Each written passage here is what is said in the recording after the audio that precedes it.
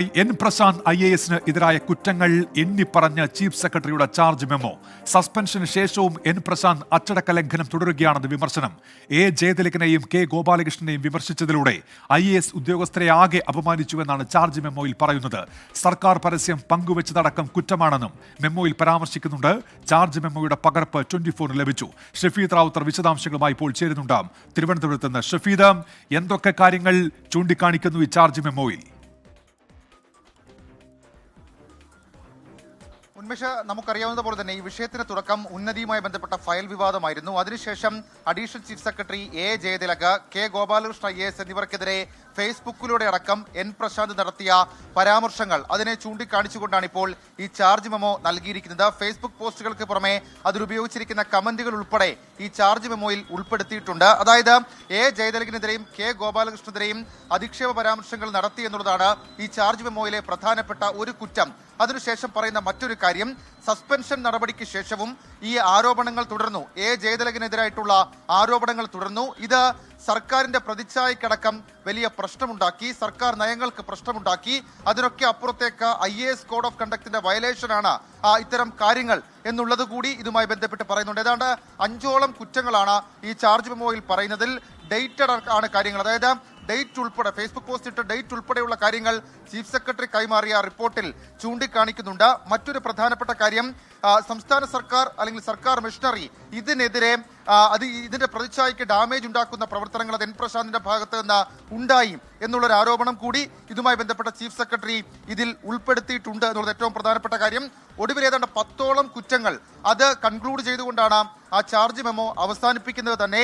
അതിലെടുത്ത് പറയുന്നത് violation of high ethical standards, integrity, honesty and accountability എന്നുള്ളതാണ്. അതിൽ ഈ എൻ പ്രശാന്തിന്റെ സമൂഹ മാധ്യമങ്ങളിലെ ഇടപെടൽ, അതിലെ ചില പ്രശ്നങ്ങൾ അടക്കമുള്ള കാര്യങ്ങൾ ചൂണ്ടിക്കാണിക്കുകയും ചെയ്യുന്നുണ്ട്. മറ്റൊന്ന്, ഈ കൃഷി വകുപ്പുമായി ബന്ധപ്പെട്ട കൃഷി വകുപ്പിന്റെ കാംഗോ വീഡർ പരസ്യം അത് ഫേസ്ബുക്കിൽ പങ്കുവെച്ച് ദുരുദ്ദേശപരമായിട്ടുള്ള നീക്കങ്ങൾ നടത്തി എന്നുള്ള കാര്യം കൂടി ഈ ചാർജ് മെമ്മോയിൽ എൻ പ്രശാന്തിനെതിരെ ചീഫ് സെക്രട്ടറി പറയുന്നുണ്ട്. ഏതായാലും ഇത് IAS തലപ്പത്ത് വലിയ വിവാദങ്ങൾക്ക് വഴിവെക്കുന്നുണ്ട്. കഴിഞ്ഞ ദിവസം കെ ഗോപാലകൃഷ്ണനെതിരെ വന്ന ചാർജ് മെമ്മോ അതടക്കമുള്ള കാര്യങ്ങളുമായി കൂട്ടിച്ചേർത്ത് ഇക്കാര്യത്തിൽ ചർച്ചകളടക്കം സജീവമാണ്. ഉന്മേഷ്, ഷഫീദ്, ഇപ്പോൾ ഈ അച്ചടക്ക നടപടിക്ക് ശേഷവും അദ്ദേഹത്തിന്റെ ഭാഗത്തു നിന്നുണ്ടായ നടപടികളെ വിമർശിക്കുന്നുണ്ടല്ലോ ഈ ചാർജ് മെമ്മോയിൽ ഷഫീദ്.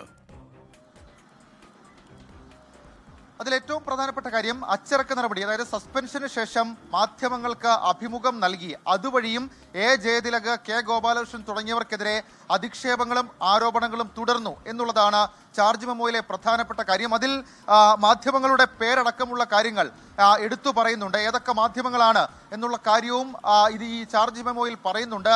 അതും വളരെ ഗുരുതരമായിട്ടുള്ള കുറ്റമാണെന്നാണ് ഈ ചാർജ് മെമ്മോയിൽ ആരോപിക്കുന്ന കാര്യം. കാരണം ഒരു IAS ഉദ്യോഗസ്ഥന് അദ്ദേഹത്തിന് അച്ചടക്ക നടപടി അത് നൽകുന്നു. ആ അച്ചടക്ക നടപടിക്ക് ശേഷവും സമാനമായ കുറ്റം ആവർത്തിക്കുന്ന സാഹചര്യത്തിലേക്ക് ഇവിടുത്തെ കാര്യങ്ങൾ പോയി എന്നുള്ളതാണ് നിലവിൽ ഇപ്പോൾ ഈ ചാർജ് മെമ്മോയിൽ വിശദീകരിക്കുന്ന മറ്റൊരു പ്രധാനപ്പെട്ട കാര്യം.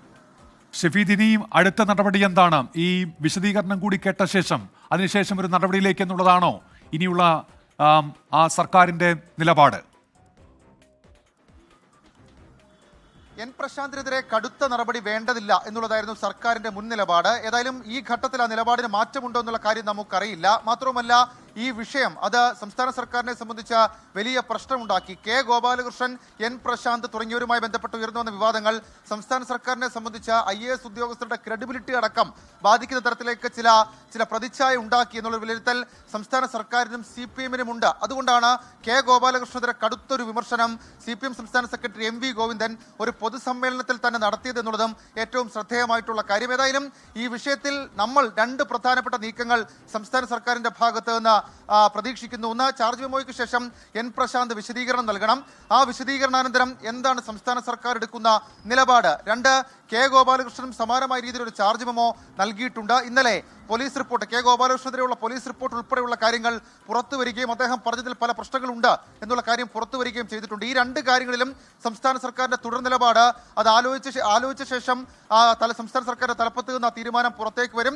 മുഖ്യമന്ത്രിക്കടക്കം ഈ നീക്കങ്ങളിൽ, പ്രത്യേകിച്ച് ഇപ്പോഴുണ്ടായിരിക്കുന്ന ഈ പുതിയ വിവാദങ്ങളിൽ വലിയ അതൃപ്തി ഉണ്ട് എന്നുള്ളതാണ് നമുക്ക് ലഭിക്കുന്ന വിവരം. ഉന്മേഷ്, ഷഫീദ്, ഇപ്പോൾ ഈ കെ ഗോപാലകൃഷ്ണനെതിരായ പോലീസ് റിപ്പോർട്ടിലെ പരാമർശങ്ങളൊക്കെ നമ്മൾ കണ്ടതാണ്. എന്നാണ് അതിന്റെ വിശദാംശങ്ങളൊക്കെ കഴിഞ്ഞ ദിവസം പുറത്തു വന്നത്. പക്ഷേ ആ ചാർജ് മെമ്മോ പരിശോധിക്കുമ്പോൾ അത്തരത്തിൽ ഗൗരവതരത്തിലുള്ള പരാമർശങ്ങളൊന്നും ഉൾപ്പെടുത്തിയതായി കാണുന്നുമില്ല. അപ്പോൾ ഏത് വിഷയത്തെ സർക്കാർ ഗൗരവമായി എടുക്കുന്നു? ഇത്തരത്തിൽ മതാടിസ്ഥാനത്തിൽ വാട്സാപ്പ് ഗ്രൂപ്പ് ഉണ്ടാക്കിയ ഒരു വിഷയമുണ്ട്. CPM-ന്റെ സംസ്ഥാന സെക്രട്ടറി തന്നെ പരസ്യ വിമർശനം ഉന്നയിച്ച പശ്ചാത്തലമുണ്ട്. അപ്പോൾ ആ വിഷയത്തെ സർക്കാർ എങ്ങനെ സമീപിക്കുന്നു? പ്രശാന്തിന്റെ കാര്യത്തിൽ സർക്കാരിന്റെ സമീപനം എന്താകും? ഇതൊക്കെ ചർച്ചയാകില്ലേ ഷഫീദ്? ഉന്മേഷ, ഇപ്പോൾ IAS തലപ്പത്തെ സജീവ ചർച്ച ഈ രണ്ട് ചാർജ് മെമ്മോകളുമാണ്. അതിൽ ഒന്നാമത്തെ കാര്യം കെ ഗോപാലകൃഷ്ണനെതിരെ ഗുരുതരമായിട്ടുള്ള പരാമർശങ്ങൾ അത് പോലീസ് തന്നെ നടത്തിയിട്ടുണ്ട്. സംസ്ഥാനത്തിന്റെ അന്വേഷണ ഏജൻസിയെ തെറ്റിദ്ധരിപ്പിക്കും വിധം ഒരു വ്യാജ പരാതി നൽകി. മാത്രമല്ല അദ്ദേഹം ഫോൺ ഫോർമാറ്റ് ചെയ്തടക്കമുള്ള നീക്കങ്ങൾ അത് ദുരൂഹമാണ് എന്നുള്ള റിപ്പോർട്ട്, പോലീസ് റിപ്പോർട്ട് സംസ്ഥാന പോലീസ് മേധാവി ചീഫ് സെക്രട്ടറിക്ക് നൽകിയിട്ടും കെ ഗോപാലകൃഷ്ണനെതിരെയുള്ള ചാർജ് മെമ്മോയിൽ അത്തരം ഗുരുതരമായ കാര്യങ്ങൾ പരാമർശിക്കാതെ അദ്ദേഹത്തെ ഒഴിവാക്കി സംരക്ഷിക്കുന്നു എന്നുള്ളതാണ് ഇതിൽ ഏറ്റവും പ്രധാനപ്പെട്ട വിമർശനം. ഇനി രണ്ടാമത്തേതാകട്ടെ എൻ പ്രശാന്ത് അന്ന് ഈ വിവാദങ്ങൾക്ക് ശേഷം അദ്ദേഹം പറഞ്ഞത് അഭിപ്രായ പ്രകടനം നടത്തിയതിനാണ് തനിക്കെതിരെ വാളോങ്ങുന്നത് എന്നുള്ളതായിരുന്നു അദ്ദേഹത്തിന്റെ നിലപാട്. ഏതായാലും എൻ പ്രശാന്തിനെതിരെ അദ്ദേഹം violation of code of conduct എന്നുള്ള കാര്യം അത് ഈ ചാർജ് മെമ്മോയിൽ കൃത്യമായി പറയുന്നുണ്ട്. പക്ഷേ അപ്പോൾ പോലും ഈ രണ്ട് കാര്യങ്ങളിലും ഒരു ഇരട്ടത്താപ്പുണ്ട് എന്ന് IAS ഉദ്യോഗസ്ഥർക്കിടയിൽ തന്നെ വലിയ ചർച്ച ഇപ്പോൾ സജീവമാണ്. പ്രത്യേകിച്ച് IAS അസോസിയേഷന്റെ ഇക്കാര്യത്തിലെ നിലപാട് നിർണായകമായി മാറുകയും ചെയ്യും.